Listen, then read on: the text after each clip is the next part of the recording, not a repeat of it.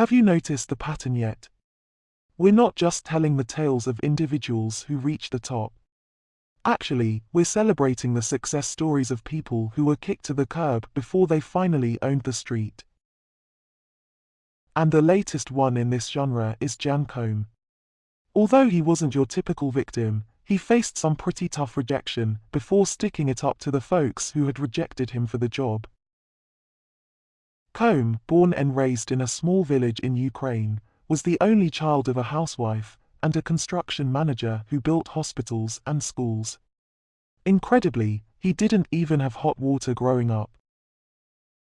Several years down the line, he, along with Brian Acton, his co-founder, again faced crisis in life when Facebook refused to offer them a job role.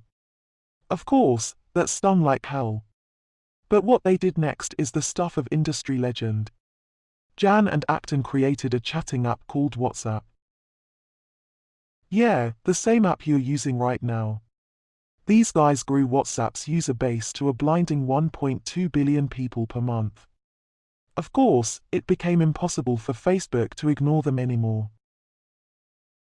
Finally, Jan and Acton sold it for a crazy $19 billion to the same company, Facebook, that refused them employment. Karma, huh? What would have happened if Facebook had accepted these folks before? And that's why it's one of the most badass success stories of our times.